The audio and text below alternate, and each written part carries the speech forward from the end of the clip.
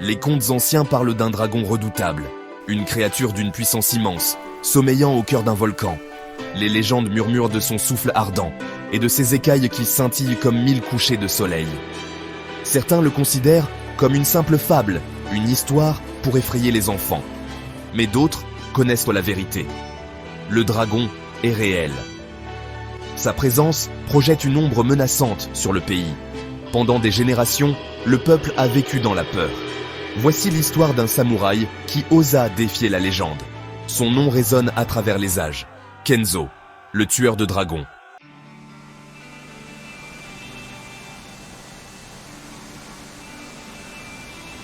Le monde tremblait sous une voûte de fleurs de cerisier. Les pétales dansèrent dans le vent, une beauté fragile masquant une terre imprégnée de magie ancienne. Les esprits chuchotaient à travers les bosquets de bambou, leur voix portée par la brise. C'était le pays du soleil levant, un lieu où mythe et réalité s'entremêlaient. Dans un petit village niché au pied du mont Fujiyama, Kenzo naquit. Dès son plus jeune âge, il fit preuve d'un esprit inébranlable et d'une affinité naturelle pour la voie du sabre. Son père, un samouraï chevronné, reconnut le potentiel de son fils et le prit sous son aile.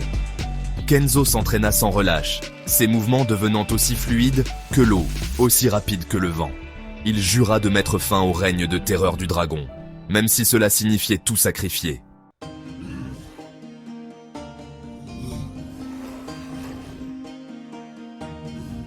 Un jour fatidique, le dragon s'éveilla. Une secousse ébranla la terre, la fendant et semant la peur dans le cœur des hommes. De la fumée s'échappa du volcan, peignant le ciel de teintes menaçantes de rouge et d'orange. Le dragon, tiré de son sommeil, était assoiffé de destruction. Kenzo savait ce qu'il devait faire. Il revêtit son armure ancestrale, chaque pièce murmurant des récits de batailles passées et de héros oubliés. Il attacha son katana, sa surface polie reflétant son regard déterminé. Il était prêt à affronter son destin. Il portait les espoirs et les craintes de son peuple sur ses épaules. Et il ne les décevrait pas.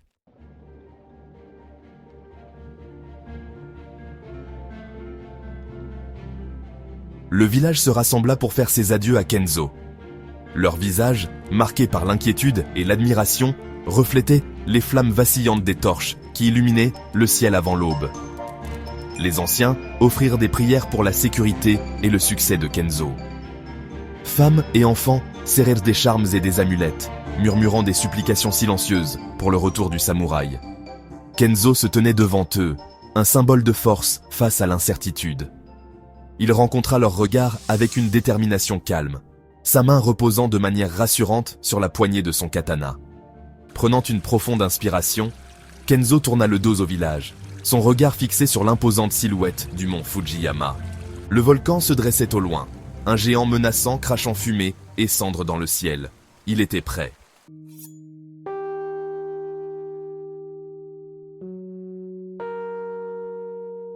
Deuxième partie, le guerrier solitaire. Kenzo marchait d'un pas décidé, ses pas résonnant dans le calme matinal. Il se déplaçait avec la grâce d'un guerrier expérimenté, ses sens en alerte à chaque son, à chaque mouvement du paysage environnant. Le village disparut au loin, le laissant seul avec ses pensées et le chemin ardu qui l'attendait. L'air devint lourd de l'odeur des pins et de la terre humide alors qu'il pénétrait dans la forêt qui se trouvait au pied de la montagne. La lumière du soleil peinait à pénétrer la dense canopée, projetant de longues ombres inquiétantes qui dansaient autour de lui. Les jours se transformaient en nuit, les seuls marqueurs du temps étant le lever et le coucher du soleil filtrant à travers le feuillage dense. Kenzo poursuivit sa route, sa détermination inébranlable.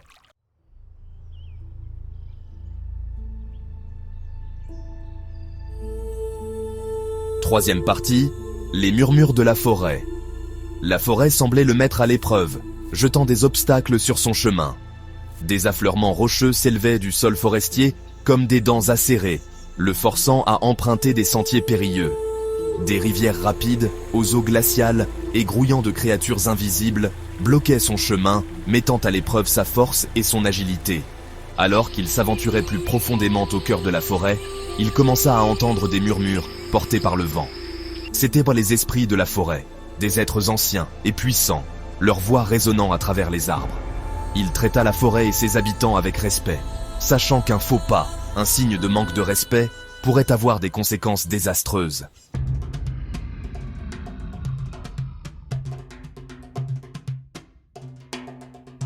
Quatrième partie. La sagesse de la vieille femme. Un soir, alors que le soleil commençait sa descente, projetant de longues ombres à travers les arbres, Kenzo tomba sur une clairière. Au centre se trouvait une petite cabane, de la fumée s'échappant paresseusement de sa cheminée. Une vieille femme, le visage sillonné de rides, était assise sur un tabouret en bois, remuant un chaudron bouillonnant au-dessus d'un feu. Ses yeux, bien que voilés par l'âge, semblaient le transpercer. Kenzo s'approcha prudemment, sa main reposant instinctivement sur la poignée de son katana. Il s'inclina profondément, en signe de respect pour son âge et sa sagesse. Pendant qu'il mangeait, elle parla de la montagne, du dragon et du jeune samouraï qui osait défier le destin.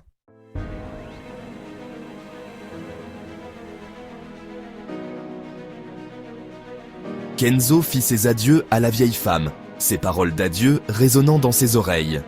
Le feu du dragon brûle fort, mais c'est le feu intérieur qui te mettra véritablement à l'épreuve. Il s'aventura vers la base du mont Fujiyama. La montagne autrefois sereine se dressait maintenant, une silhouette monstrueuse contre le ciel cramoisi. De la fumée s'échappait de son sommet, un rappel constant de la bête ardente qui résidait à l'intérieur. L'air devint raréfié et froid à mesure qu'il montait. Chaque pas était une bataille contre le terrain impitoyable. La forêt s'était éclaircie, remplacée par un paysage désolé de roches volcaniques et de cendres. Kenzo continua d'avancer, poussé par le poids de sa mission et l'espoir qui brillait dans son cœur.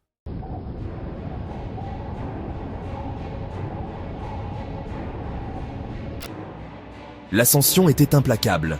Chaque pas était une victoire, un témoignage de sa résolution inébranlable. La montagne semblait déterminée à le briser, testant ses limites physiques et mentales à chaque détour du sentier périlleux. Pourtant, Kenzo refusait de céder. Il s'accrochait aux souvenirs de son village, leur visage étant une source de force dans ses moments les plus sombres. Il rencontra des obstacles placés comme par une main malveillante. Des gouffres béants barraient de son chemin, enjambés par des ponts branlants de cordes et de bois en décomposition. Il savait qu'il approchait de son but, et avec lui, de l'épreuve ultime.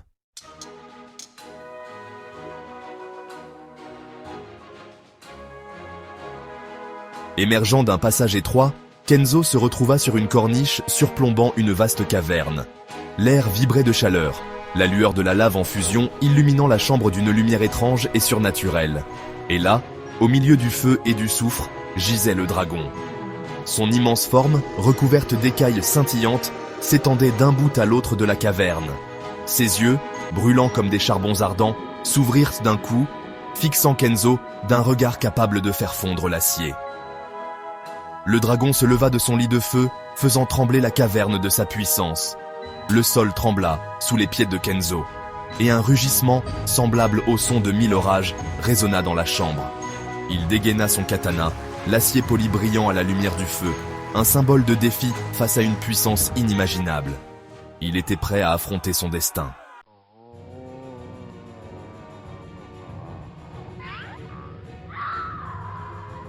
La peur menaçait de le paralyser, de transformer ses membres en pierre. Il regarda le dragon, ses écailles brillants comme 1000 couchers de soleil, ses yeux brûlants de sagesse ancienne et de puissance indomptée. Ce n'était pas une simple bête, c'était une force de la nature, une créature de légende. Le doute s'insinua, murmurant des possibilités d'échec, peignant des images de son village englouti par les flammes.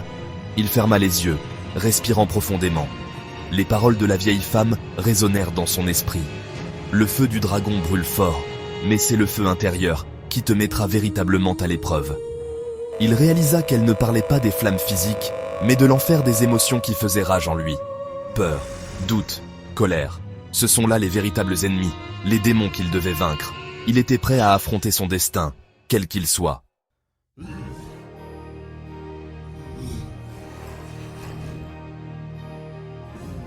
Le dragon se jeta sur lui. Un tourbillon de feu remplit la caverne, sa chaleur brûlant la peau de Kenzo même à distance.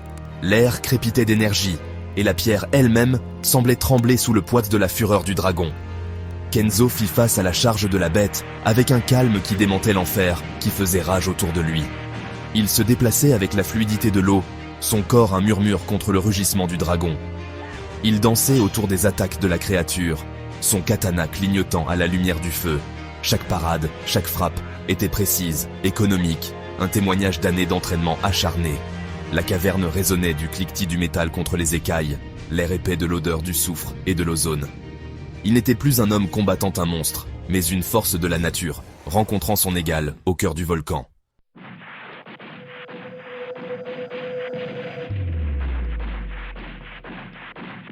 Le combat faisait rage, un flou de mouvement et de chaleur. Kenzo, son armure luisante de sueur, sentait ses forces décliner. Le dragon, bien que blessé, était loin d'être vaincu. Ses écailles, bien que marquées par la lame de Kenzo, déviaient encore la plupart de ses attaques. L'épuisement le rongeait, murmurant des doutes dans son esprit. Était-il seulement possible de vaincre une telle créature? Cette mission suicide n'était-elle rien de plus qu'une folie? Il regarda dans les yeux du dragon, voyant non seulement de la rage, mais une profonde tristesse primale. Il était venu pour tuer un monstre, mais il se retrouvait face à un miroir reflétant son propre tumulte intérieur.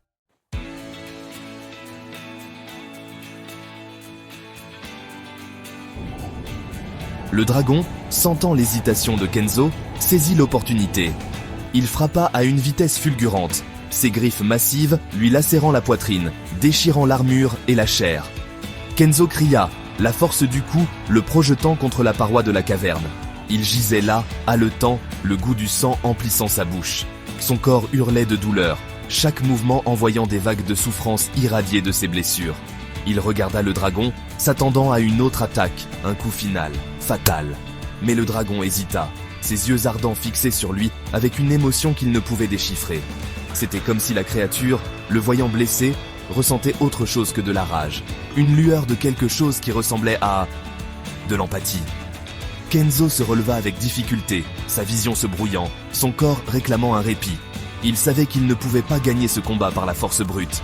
Il devait atteindre la créature, toucher le cœur qui battait sous les écailles, et le feu.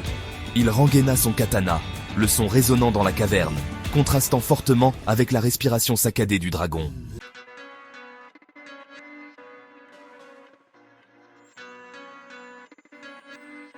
Le dragon observait Kenzo, ses yeux de feu plissés par la confusion.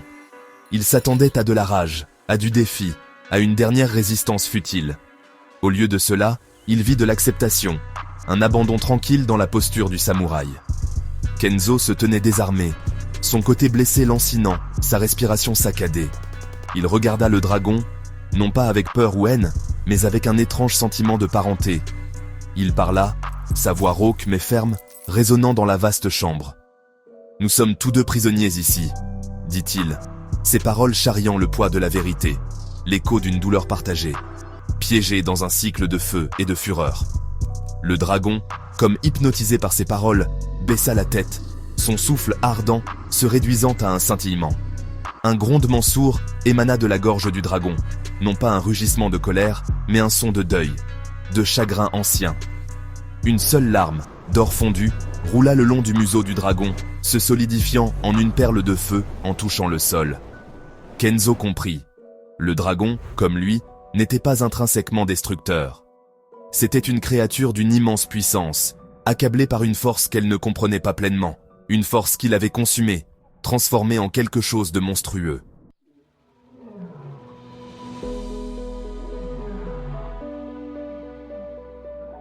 Kenzo fit un pas vers le dragon, puis un autre. Chaque pas était un acte de foi, un saut dans l'inconnu. Le dragon le regardait s'approcher, ses yeux ardents contenant une lueur de quelque chose qui ressemblait à de la curiosité, un espoir timide. Kenzo tendit la main, tremblante, et la posa sur le museau du dragon. Les écailles étaient étonnamment chaudes, vibrant d'une force vitale, à la fois terrifiante et exaltante.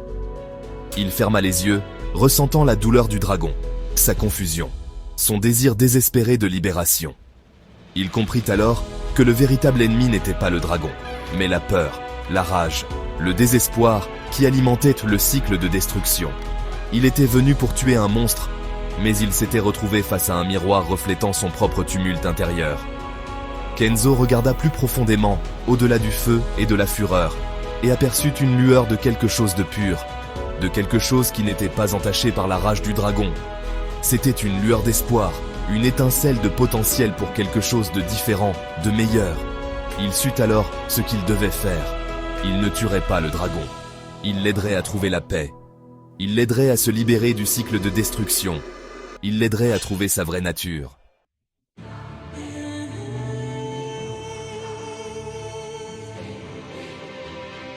Kenzo, sa main posée sur le museau du dragon, ferma les yeux. Il plongea au plus profond de lui-même, trouvant son centre et sa paix intérieure. Cette fois, il s'agissait de comprendre, de faire preuve de compassion. Il tendit la main avec son esprit, tendant une main amicale à travers le gouffre. Il rencontra l'essence du dragon, un vortex de feu et de fureur, mais aussi de douleur. Il vit le poids d'une ancienne tristesse, le fardeau d'un pouvoir non désiré. Kenzo soutint le regard du dragon avec compréhension et acceptation. Il se vit reflété dans les yeux de la créature, partageant la lutte contre l'obscurité intérieure. Il parla avec son cœur, formant un pont de compréhension entre deux êtres, longtemps ennemis.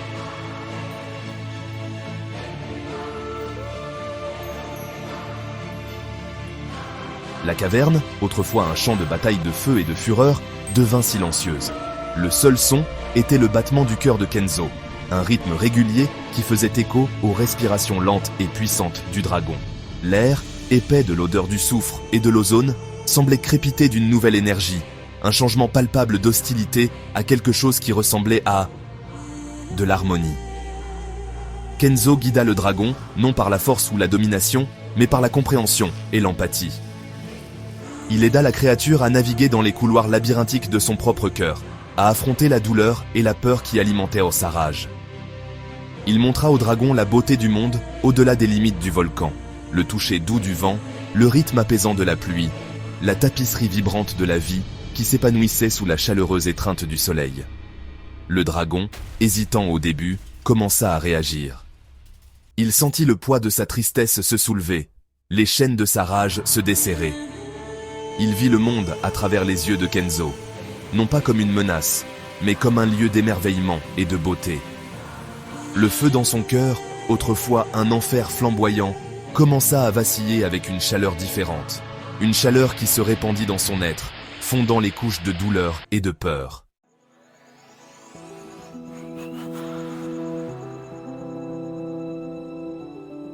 La transformation fut lente, graduelle, comme une fleur déployant ses pétales pour saluer l'aube.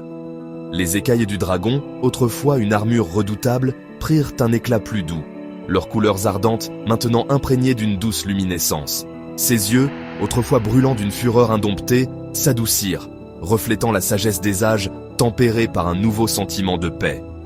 Kenzo regarda avec émerveillement le dragon se défaire de sa forme monstrueuse, révélant la magnifique créature qui se cachait en dessous. C'était une créature d'une immense puissance, certes, mais aussi de grâce et de beauté, sa présence n'étant plus un signe avant-coureur de destruction, mais un symbole d'espoir. Le dragon, libéré des chaînes qu'il avait lui-même créées, s'envola à travers la caverne, ses mouvements n'étant plus dictés par la rage, mais par la joie pure. Le dragon inclina la tête, touchant le front de Kenzo avec son museau. Une vague de chaleur, d'énergie pure, se répandit en lui, guérissant ses blessures, le remplissant d'un sentiment de paix et de but qu'il n'avait jamais connu auparavant. C'était un cadeau, un témoignage de gratitude, un lien forgé au cœur du volcan, un témoignage du pouvoir de la compréhension à combler même les gouffres les plus larges.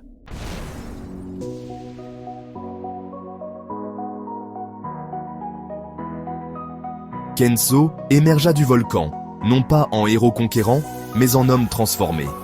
Il portait en lui le don du dragon, la sagesse de leur voyage commun. Il retourna dans son village avec un message de paix et d'espoir. Les villageois, d'abord méfiants, virent le changement en Kenzo. Ils virent la paix dans ses yeux, la sérénité dans son attitude. Il leur raconta sa rencontre avec le dragon, une créature capable de rédemption.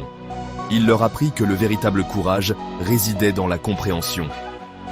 Kenzo, le tueur de dragons, devint connu sous le nom de Kenzo, le pacificateur.